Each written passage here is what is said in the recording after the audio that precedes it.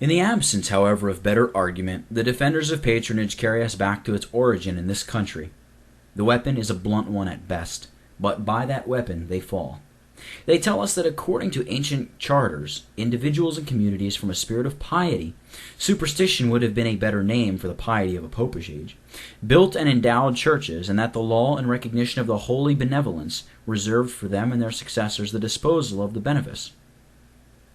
It would therefore be acting unfairly by them to deprive them now of a right for which the Church at one time received important secular advantages. Let us never forget, however, that hired charity is but an equivocal virtue, whilst a church that could sanction, the bestowment of ecclesiastical privileges for money will find its prototype in Simon Magus with greater success than its first pope in Simon Peter. And besides, it is notorious that when the Act of Parliament in 1567 was passed, vesting the examination and admission of ministers exclusively in the church, but reserving laic patronages for the ancient for the ancient patrons, scarcely 1/4 of the parishes in Scotland were thus retained under the yoke. The rest were free, and the method in which they were latterly subjected to the same unholy servitude was confessedly unjust and illegal. This argument, then, from the origin of patronage is of no force.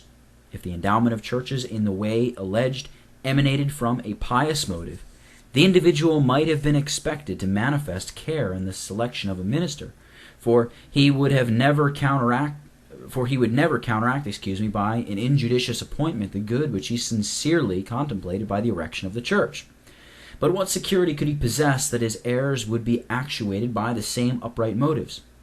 The transmission of the civil right of patronage could afford no guarantee for the transmission of the original piety through which that right was established.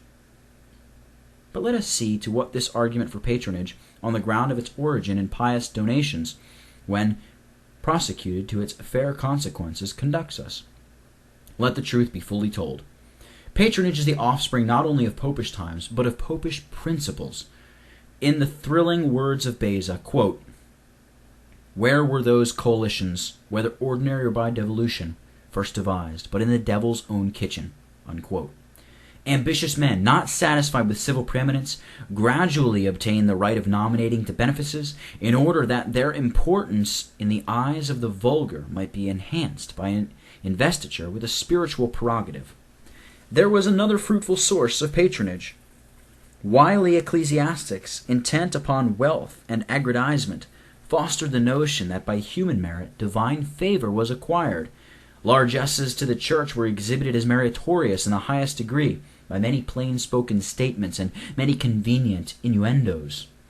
In return for such kindness, the right of patronage was assigned to the deluded votaries of superstition. And can men seriously, on the score of its origin, advocate the continuance of an unblessed innovation, thus surreptitiously introduced to darken and disfigure Christ's church?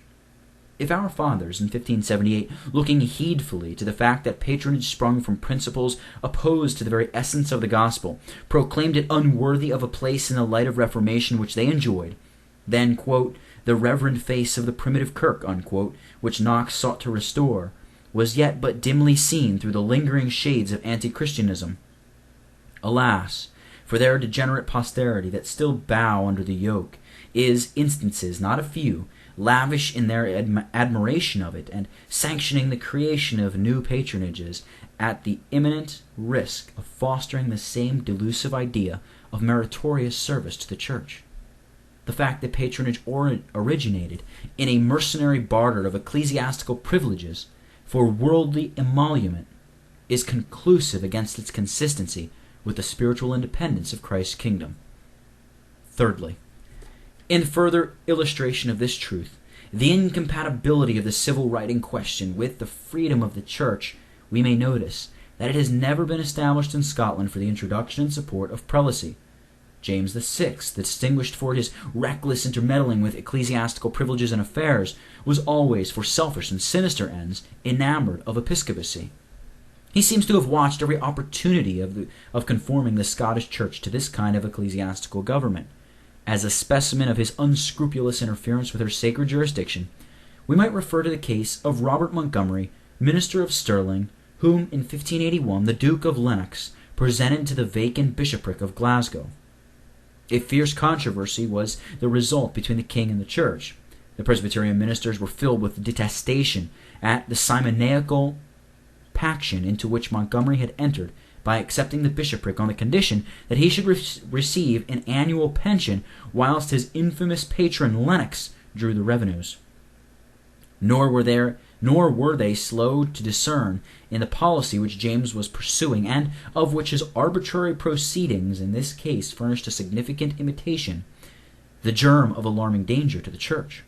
Accordingly, in the course of their process against Montgomery, they unanimously passed an act that, quote, no man seek an ecclesiastical function, office, promotion, or benefice by an absolute gift, coalition, or admission of the civil magistrate or patron by letters of warning, or whatsoever other means than is established by the word of God and the acts of the General Assembly, unquote. Whilst the civil law remained unaltered, they resolved to comply with it, but they added in a clause intimating their ardent longing for a time when the Erastian enactments in favor of patronage, to which they traced much of the danger threatening the church, should be abolished, quote, the acts no ways to be prejudicial to the laic patrons and their presentations until the time the laws be reformed according to the word of God, unquote.